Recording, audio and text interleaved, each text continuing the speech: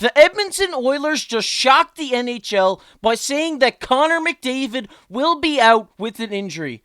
We also have that the Montreal Canadians have some of the best face-off takers in the entire NHL. We'll break all this down for you coming up on this episode of Hat Trick HQ. But before we get into that, we just want to say 81% of you guys aren't subscribed. So if you're looking for a place to daily NHL content, look no further. Go down below, hit that subscribe button, become a part of the Hat Trick HQ community, because me and Mark will be here all season long, keeping you up to date on what's happening around the league.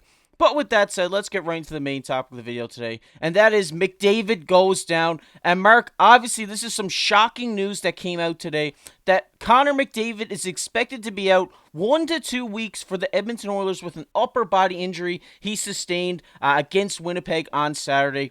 McDavid did not play the last 4 minutes 20 seconds of the third and remained on the bench for overtime at the Rogers Place. And they say here that he appeared to reach to his left side on a rush up the ice and skated to the bench on his final shift. But we also do have a quote from Oilers coach Jay Woodcroft.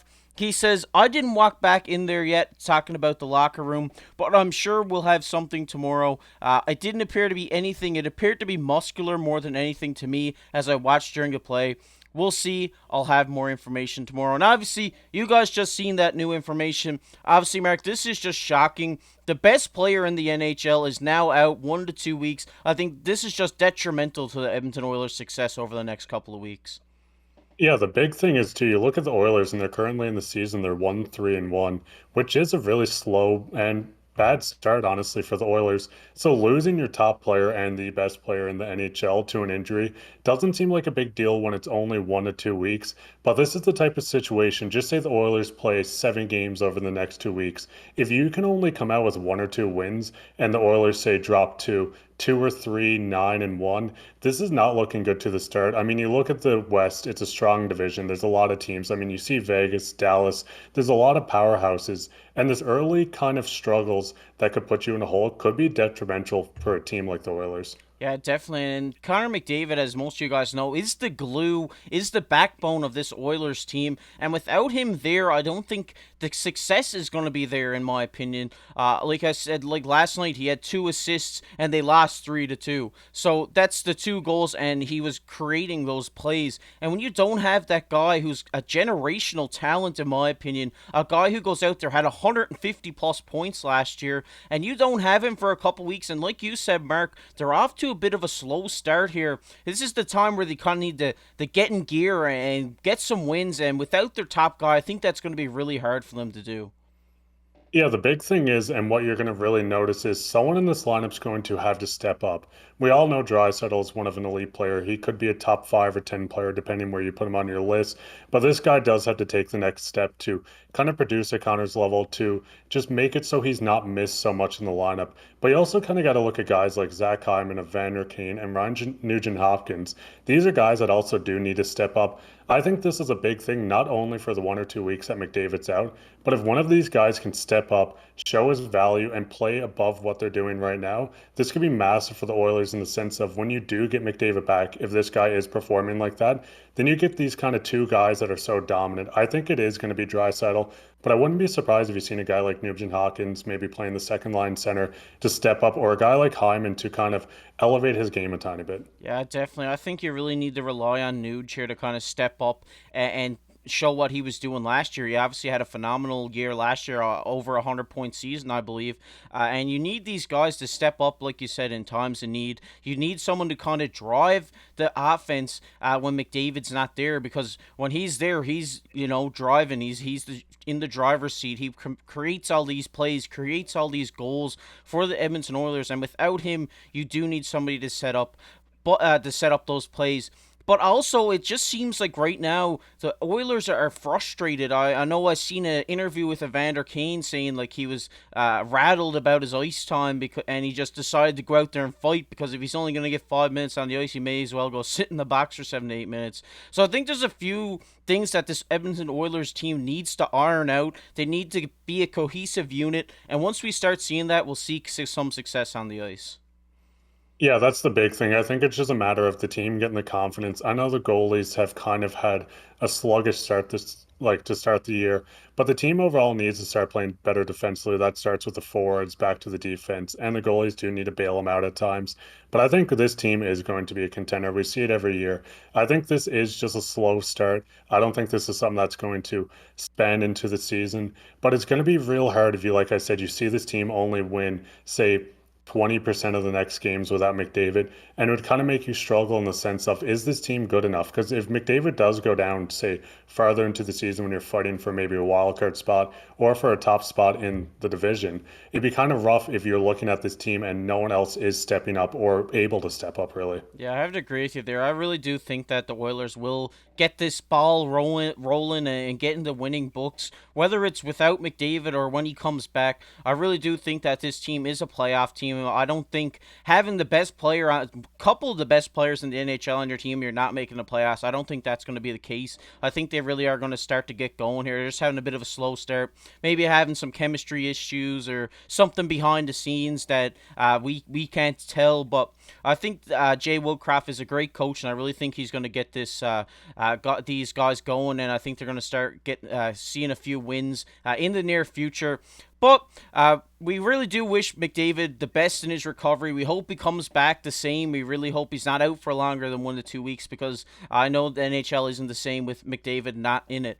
But we're going to get into our second topic of the video today, and that is the Habs dominate on the faceoff dot. And Mark, obviously you know I am a Habs fan, and this stat is amazing for me to see. I know Montreal's not having a lot of success here to start the season, but or they're riddled with injuries or cursed or something like that. But the Montreal Canadiens have 3 of the top 4 faceoff percentage takers in the entire NHL right now. Jake Evans is sitting at 64% on the faceoff dot. Monahan's in second there with 63.9. And Suzuki, a big surprise, in fourth with a 63%. And as we take a look at some of these guys' percentages from last year, this is Jake Evans here. He had 52% last year, and this year he's at 62, like we just said. Monahan was at 55 last year, and now he's at 64. And the big surprise, like I said, is Nick Suzuki. Last year he was 47%, and now this year he's at 63. And Mark, obviously I know that Montreal is struggling a little bit. They are a fun team to watch, so I've been really enjoying watching their games. I really do think they're going to get a few wins rolling in soon. But when you have 3 of the top 4 faceoff percentage leaders in the league, I mean, that's just huge for your team, because you're winning those draws, those must-need draws in that offensive zone. The biggest thing with this is Suzuki. If you can see him sustain, just say above a 55 or 56 for the entirety of the season, this would be massive for this guy's development. I mean, you see the depth too with a guy like Evans and Monahan. This is just major to have this kind of depth. These guys feed off each other. In practice, they're going to want to take face-offs against each other. They're going to want to get better. So the development is great. Like I said, this is massive for a guy like Suzuki. The big thing is, I know Doc's down right now, and that's just a bad injury to start with. But a guy like Doc or Newhook are 2 of the guys that I'm almost watching, and they need to step up in this kind of department where they win more draws.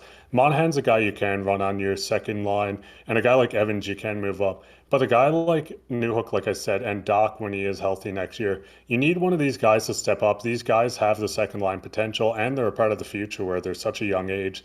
So if 2 of these guys, or one of the 2, could get their face-offs up, I think this would be just massive, having a 1, 2, 3, 4 really of guys that can win on the draw. Yeah, definitely. And like you said, the big one here is Suzuki. He is that top centerman. He's going up against the best face-off or the best centerman in the NHL, and he's coming out with those wins now. It's great for his development. I know a lot of people have been critical on him in the faceoff dot in the past, but now it's just great to see him winning all these draws, especially the must-need ones you need in the offensive zone. You can win it back to your D-man. You can set something up, get Caulfield to let off his rocket of a shot, and that's just going to convert into more goals. And I know Jake Evans is probably my favorite player on the Montreal Canadiens. I know that's probably crazy. You're like, why is he your favorite player? But I feel like he's the heart of this team. He goes out there, he's great defensively, and he's great on the face-off dot. But I really do think that Montreal's going to turn things around here. I really do think that they're going to win a few games. They might not be a playoff contender, but I really do think that this Montreal team is going to be must-watch hockey over the next couple of months. Yeah, and that's like the big thing. Like I said, when you look at the long-term future, like you said, they might not be a playoff team. They're a team that is going to compete. It's not going to be a situation where they get blown out 6-1 every game. But for the development purpose, like I said, a guy like Suzuki, if he can keep this up above a 55, 56, it'd be incredible. Evans is a part of the future. I think he's a guy that can be your third line center in a heartbeat. He is a guy you can put out there, you trust, everything like this. But like I said, it comes down to Doc or Newhook. I think if one of these guys could take this step in 2 years' time, say, and you have three of these guys being above league average, that'd be just insane for Montreal. And it would just really help because, like you said, you win faceoffs, it gives you more scoring chances in the offensive end. But you also got to look at the defensive end. Sometimes Montreal doesn't have the most high powered offense. So if you can kind of win in the defensive end, not get trapped in your zone, and it just overall helps the team out in development and just winning. Yeah, I definitely have to agree with you there. And like you said, if Doc or not Doc's out, but if Newhook or one of these guys can step up and start winning these draws, you have three of the best face-off takers in the league. So I guess you got some people to learn from there. And I really do hope that this team is successful. I really like the roster that Kent Hughes has put together, and it's just going to be a fun team to watch this year and into the future. They got a lot of good prospects, a lot of young talent. It's going to be fun to watch. But we're going to get into everybody's favorite topic here, and that is comment of the day. And the comment of the day today goes to Rob. He says, "Keep up the amazing podcast, my brother from another." Thanks, Rob. We really appreciate it. We always see it down there in the comment section below. We really appreciate the love and support from you guys and everybody down there in that comment section below.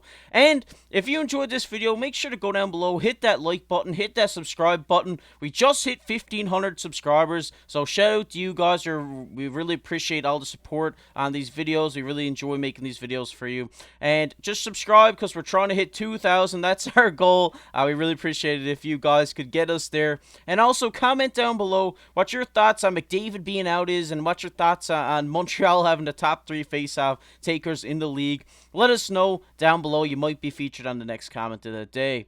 But if you enjoy the NHL, make sure to check out this video popping up on your screen right now. But with that said, I've been KC alongside my co-host Mark Pye. Keep your stick on the ice.